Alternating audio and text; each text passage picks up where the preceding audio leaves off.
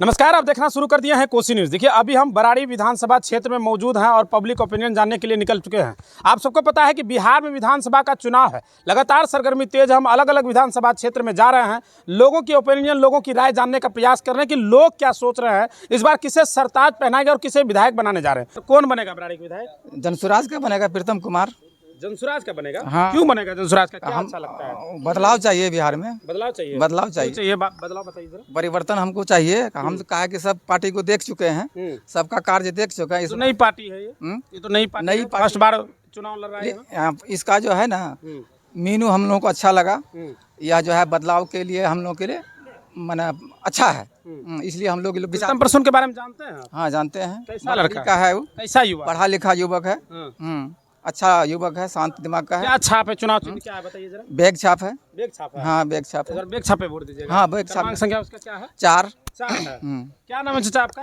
नागेश्वर मंडल। नागेश्वर मंडल जी नाम है। कहाँ है घर? डुम्बर पंचायत। डुम्मर पंचायत है। क्या लग रहा है इस बार कौन बनेगा बराड़ी का विधायक? बदलाव होगा सर, अब की बार जो होगा प्रीतम प्रसून होगा।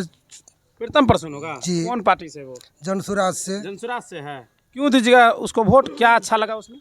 इसमें बहुत चीज अच्छा लग रहा है। बताइए जरा। प्रशांत किशोर का जो 5 काम है, पांचों काम हम लोग को बहुत बढ़िया लग रहा है, इसलिए बदलाव होगा। तो आप लोग उसका काम जो है मैनिफेस्टो पसंद आ गया है। क्या नाम है आपका? दीपनारायण मंडल। कहाँ से हैं? डुम्बर से। डुम्मर से हैं। किसको दीजिएगा इस बार वोट? जनसुराज। जनसुराज को? क्यों दीजिएगा जनसुराज को? उसका फेस बढ़िया है, हर चीज़ में हम लोगों को सुटेबल है। जो उसका प्रत्याशी है उसको जानते हैं? हाँ। कैसा है बताइए? सुनो, बताइए तो कैसा है, मतलब क्या उसके बारे में जानते हैं? उसका छवि बढ़िया है, पढ़ा लिखा है। चलिए ठीक है। क्या नाम है भैया आपका? मेरा नाम गालिब है और मैं बराड़ी विधानसभा से हूँ। और मैं जैसा कि देख रहा हूँ कि बराड़ी विधानसभा में जो हमारी युवा है, इधर आइएगा आप।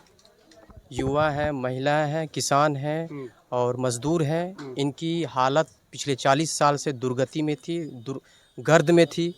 अब जनता ने फैसला कर लिया है कि अब मुझे बदलाव करना है। जो बराड़ी विधानसभा से जो हमारे प्रत्याशी हैं वो प्रीतम प्रसून जी हैं, क्योंकि वो एक बहुत एजुकेटेड हैं। उनके पास पॉलिसी बनाने की, व्यवस्था को चलाने की उनके पास काफ़ी किफ़ायती हुनर है और काफ़ी पढ़े लिखे हैं, इंजीनियर है। उन्होंने आईटी से इंजीनियरिंग किया है। और जैसा कि बिहार के अंदर जो बिहार की दुर्गति है, बिहार गरीबी में, भुखमरी में, बाढ़ में और पलायन में सबसे नंबर 1 रहा है। और ये स्थिति आज से नहीं है, पिछले 40 साल से ये हालत है। तो जनस्वराज का जो विकल्प है ये बदलाव के लिए तो है ही है, लेकिन जो फंडामेंटल नीड्स है हमारे बच्चों को, जैसे शिक्षा चाहिए, उद्योग चाहिए, हमारे युवाओं को नौकरी चाहिए, इन सब चीज़ों के लिए ये अग्रसर है। और मैं मानता हूँ कि अगर कोई आमांचुक परिवर्तन कर सकता है बराड़ी विधानसभा में तो वो सिर्फ़ और सिर्फ जनस्वराज कर सकता है और जनस्वराज के लोग कर सकते हैं, क्योंकि इनके पास ना ही कोई छल है, ना ही कपट है, ना ही इनके पास का धोखा करने की इनके पास कोई तरह का इनके पास स्ट्रैटेजी है। इन्होंने पूरे ट्रांसपेरेंसी के साथ, पूरे क्लियर और क्रिस्टल तरीके से जनता को बता दिया है कि आप एक बार आ जाइए, नहीं तो मेरे भाई ये पिछले 40 साल की तरह जिस तरह का जीवन आपका बीता है वैसे ही दुर्गति में आपका जीवन बीतता चला जाएगा। आपकी जीवन का कभी उत्थान नहीं होगा, आप पतन हो जाएंगे, आप सुनहरे कल की तरफ नहीं बढ़ पाएंगे, आप गड्ढे में चले जाएंगे। और ये लूटने का, घसूटने का जो काम चलता आया पिछले 40 साल में, ये ब्लाइंडली वोट हो जाने के कारण धर्म के पर, जाति पर और इस तरह की मानसिकता पर जो वोट हुआ है, जिसके चलते आज बिहार की दुर्गति बिल्कुल ख़राब हो गई है, हालत बिल्कुल सही नहीं है। किसी भी इंडिविजुअल या व्यक्ति से पूछ लिया जाए कि आप या खुश हैं या नहीं हैं, उनकी दर्द उसकी आंखों से बयां होंगे, उनके चेहरे से बयां होंगी। वो बिल्कुल दुर्गति में है, पूरे गर्द में है।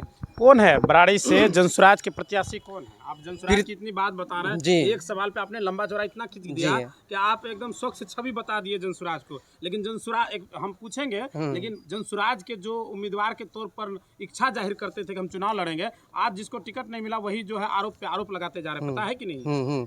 तो जनस्वराज की छवि मैं इसलिए बता रहा हूँ क्योंकि और राजनीतिक दल की तरह ये आई वॉश नहीं करता है, पॉलिटिकल एजेंडा नहीं बनाता है, लिखो फिखो वाली राजनीति नहीं करता है। इनके पास कुछ व्यूज़, इनके पास कुछ स्ट्रैटेजी है, इनके पास कुछ करने की जज्बा है, इनकी सोच बिल्कुल बिहार की इथॉस के लिए, बिहार की पॉलिसी के लिए, बिहार के उत्थान के लिए बढ़िया है। और मैं मानता हूं कि जन स्वराज के पार्टी के अलावा जितने भी राजनीतिक दल के विधायक होंगे, इनका परसेप्शन माइंडसेट रहा है पिछले 40 साल से कि यूज़ एंड थ्रो करो, पॉलिटिकल एजेंडा बनाओ, वोट्स लो और उसके बाद इनका शोषण करो, घटोला करो, स्कैम करो। यही सब चल रहा है बिहार के अंदर। किस डिपार्टमेंट में स्वच्छ छवि के लोग हैं, मुझे बता दीजिए। किस सरकार में स्वच्छ छवि के लोग हैं? किसी सरकार में स्वच्छ छवि के लोग हैं? आज अगर ये जन स्वराज आई है तो इसके लिए आप एक अलग अलग क्या कहते हैं परसेप्शन बना रहे हैं, अलग अलग तरह के इनके एजेंडा क्रिएट कर रहे हैं, इनका एक तरह का रिमर फैला रहे हैं कि ये कुछ नहीं आप मानते हैं कि हर विभाग में भ्रष्टाचार है? हर विभाग में, पूरे भारत में है, लेकिन सबसे एक सवाल हम आपसे करते हैं कि जनसुराज जो इस बार प्रत्याशी पूरे बिहार में उतारे हैं, कई सारे विभाग से ही आईएएस ऑफिसर तो डॉक्टर तो इसको उसको लिया गया है। आप मानते हैं ना हर विभाग में भ्रष्टाचार है? विभागे से अलग अलग विभाग से लिया गया है। जी, अलग अलग विभाग से लिया गया है। उनका जो पैरामीटर है उसको देख करके लिया गया है। ऐसा नहीं कि ब्लाइंडली किसी को भी दे दिया गया है टिकट पैसे। आपका कहने का जो भी प्रत्याशी उतारा गया वो स्वच्छ छवि के, वो बिल्कुल स्वच्छ छवि के है। लिटरली मैं बता देना चाहूँ, बिल्कुल स्वच्छ छवि के साथ साथ बिल्कुल हाई डिप्लोमेट मिजाज के लोग हैं। अच्छा, बरारी का प्रत्याशी कौन है?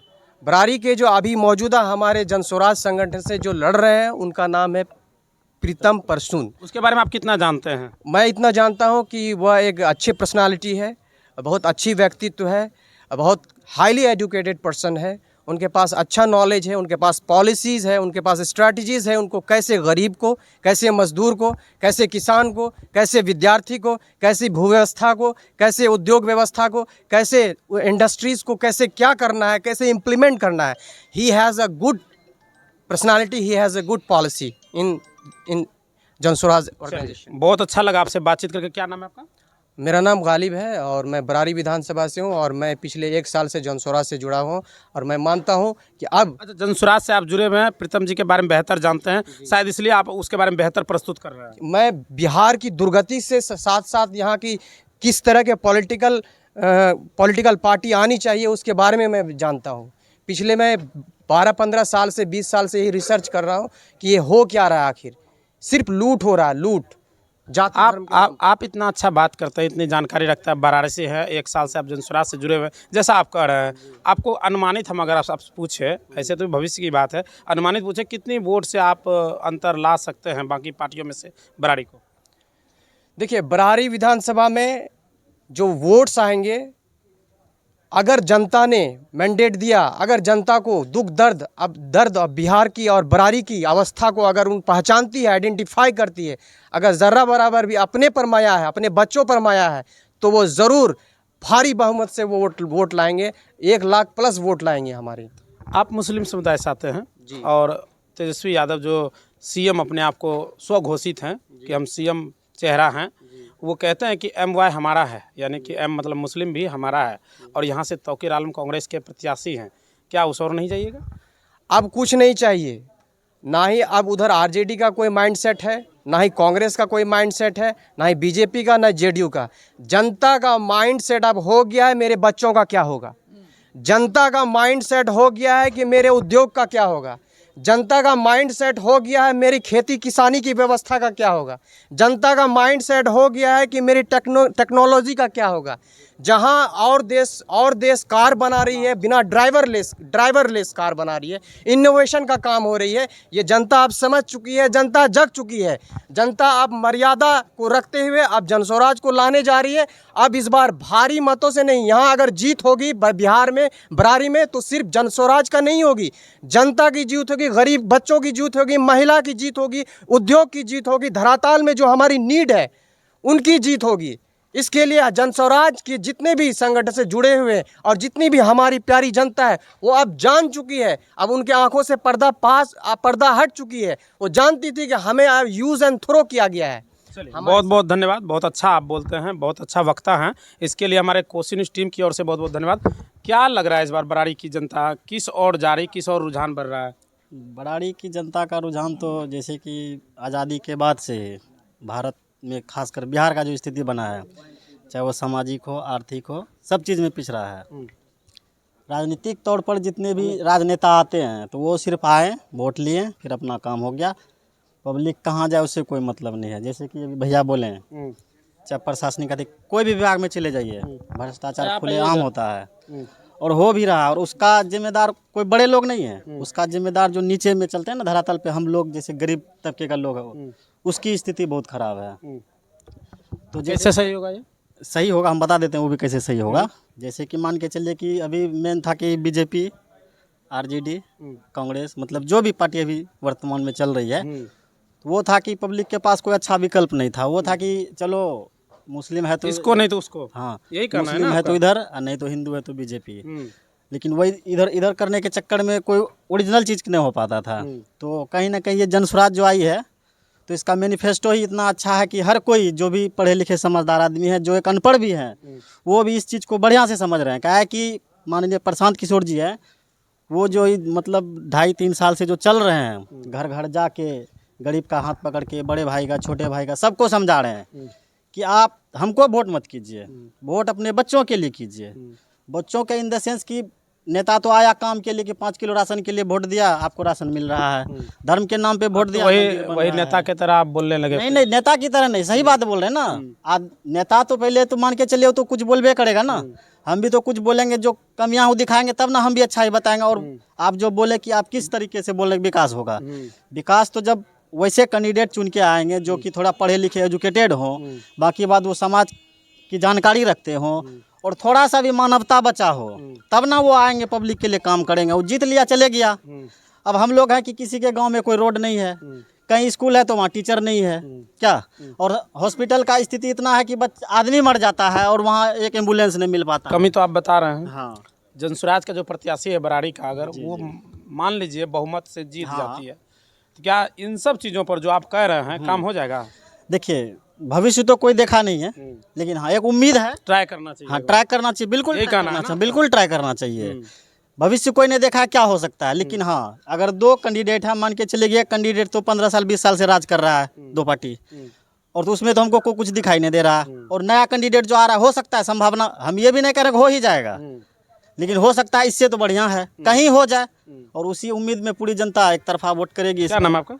रंजीत कुमार मंडल। रंजीत कुमार, क्या कहिएगा इस बार बराड़ी की जनता किस और रुझान दिखा रही है? देखिए, बराड़ी का जनता यानी परिवर्तन चाह रहा है, क्योंकि हर तरीके से बराड़ी एकदम पसमानदा जो इलाका है उससे ज़्यादा ही खतरा है। यहाँ पे ना रोजी रोजगार, ना स्कूल, ना भवन, आपके यहाँ पे कुछ भी दिखाई नहीं दे रहा आपको। आप कितना पढ़े लिखे हैं? MSc। कहाँ से पढ़ाई किए हैं? हम पटना में किए। प्राथमिक शिक्षा कहाँ से ली? प्राथमिक से अपना गांव से, उसके सरकारी विद्यालय से। माध्यमिक शिक्षा कहाँ से ली थी? सरकारी से।